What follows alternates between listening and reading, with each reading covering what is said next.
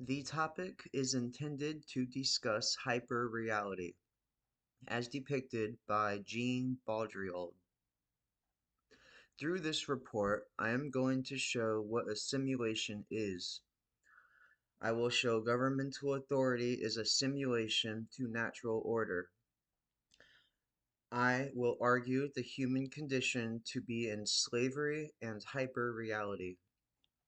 I will show government does not exist in nature. I will describe the four phases of simulacra.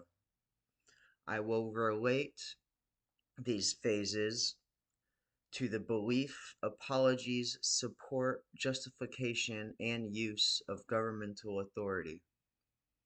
I will correlate the four phases of simulacra to government in relation to nature. I will describe hyperreality, which is effective after the final phase of simulacra is achieved. I will associate hyperreality to the state of the human condition. I will list all of the effects of hyperreality, how hyperreality affects consciousness. I will show how these affections of hyperreality have to be effective in order to maintain mind control. Here we come to the topic of discussion, the simulation of natural order that is government. I am addressing a global problem which existed before hyperreality, but I will show in order to maintain an illusion of legitimate authority due to the symptoms of hyperreality, it is necessary that the four phases of simulacra be initiated. Such reasoning can be found by examining the symptoms of hyperreality which manifest upon reaching phase 4 of simulacra. We will see how this benefits only people who support the power differential that is authority, a global threat. Pure simulacra leads to hyperreality. A good description of hyperreality is worldwide onorexia, the inability to recognize fantasy from reality. The truth is, people are capable of understanding right from wrong, unlike the animals with inferior levels of consciousness whose actions are taken on instinct. We have the ability to examine the effects of potential actions before we take them, and with all potentiality accessible through our free will, we choose to enslave ourselves with authority. Authority, the power differential that is government, is slavery. Slavery is wrong. It is immoral. It is not natural. Governmental authority does not exist in nature. It is a mental construct personified as a power differential between people when in reality we are all equals. It is natural order inverted. Man is God du jour, as man can declare rights that do not exist and take away the rights others are born with. Natural rights become an abstract concept. The amount of people around the world that believe in legitimate authority, leading to government around the world, is proof of hyperreality. We can keep letting this happen, but the result is the world we live in today and what history has shown us. So we can do whatever we want, but we cannot escape the repercussions of our actions. If everything simulates something else, then how can there be any purpose or meaning to life? I combat this question to the sense of feeling a higher calling, that there is more to life than what is presented. I am arguing that there is purpose to life, and that this conscious experience we are having is not within some kind of spiritual torture chamber where nothing matters. If you believe this, then this is a really drawn out speech to get you to see that you are wrong. because you are affecting the rest of our species by supporting violence in your apathy.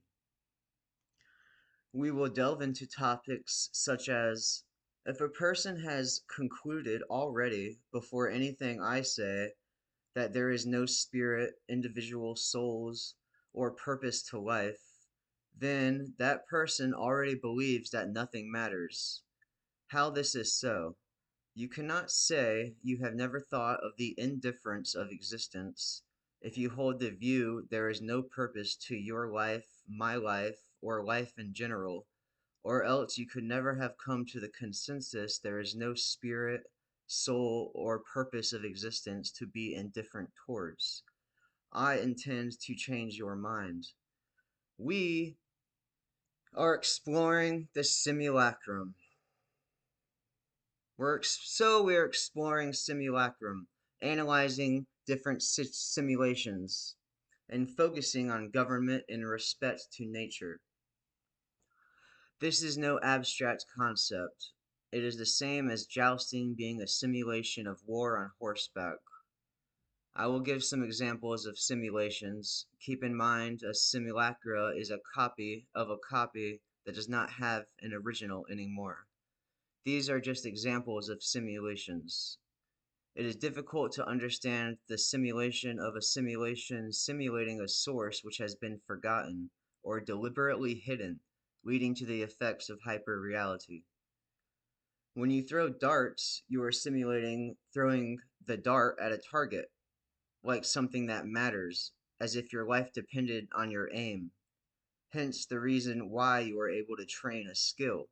Actions matter. Everything that everyone does is powerful.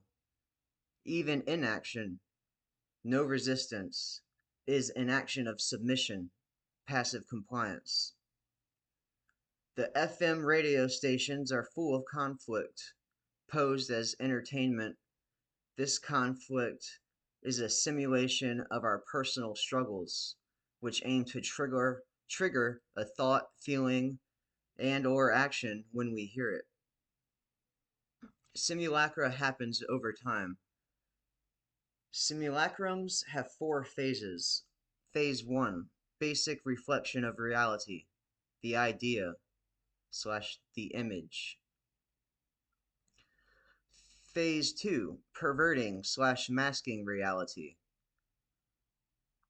processed / changed to fit a purpose. Phase 3, masking the absence of basic reality. The absence is hidden by an association. We are reminded of the original, although the original is not present. Phase 4, pure simulacrum. No relation to reality. This is detachment from reality, where the image itself is entirely self-referential and only serves to represent other images or simulacra. Reality, as it was originally understood, is no longer relevant or even considered. I give credit to a woman named Magdalen Rose for explaining those phases. I explain how these phases have taken place to occult natural laws, socially engineering hyperreality. This is evident based on the symptoms of hyperreality described by Jean Baudrillard. Hyperreality is a condition in which the distinction between simulation and reality has collapsed, and where simulation or simulacra do not just represent reality, but effectively replace it or become more real.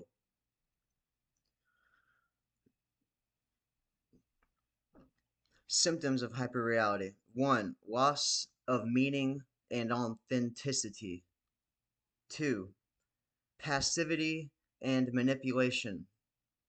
3. Fragmentation and alienation. 4. Erosion of identity. 5. Moral and ethical dilemma. 6. Potential for social unrest. Loss of meaning and authenticity. Once the rail is overtaken by simulation, we are left questioning the meaning and authenticity of our experiences. When everything feels fake, it is difficult to find meaning and authenticity in anything. Passivity and manipulation. Hyperreality thrives on passive consumption of its own simulacra. By passively taking in information and entertainment, we are at the whim of others' intention. People with power are able to control this information to influence what we want, think, and do. It encourages people to stop thinking for themselves. Fragmentation and alienation. With reality fragmented into all these different perspectives, it is hard to share experiences and social cohesion is lost. It is hard for people to share real experiences and feel connected to each other. Erosion of identity. If reality is constantly shifting and malleable, it becomes difficult to maintain a stable sense of self. Identity in hyperreality becomes performative, based on external simulations, rather than your true self. Rise of the ego. Moral and ethical dilemma. When the lines between real and simulated actions blur, it's difficult to know what is right from wrong, what is important from what is not. Potential for social unrest. The frustration and disillusionment with living in a hyper-real world can lead to social unrest and even violence. It is frustrating living in a world that seems made up and meaningless. A lot of people would want to rebel against who is causing the simulation, but first you'd have to know and be able to differentiate the real from the simulation in the first place. Language and loss of meaning. There is some important words that danger follows after losing their meaning. The meaning of words collapse when people stop thinking critically about their definitions and holding firm boundaries on what they mean. When we passively accept the changing and manipulation of meanings, it opens the way for people to radically change the way we think and respond. So we can see hyperreality is really quite dangerous.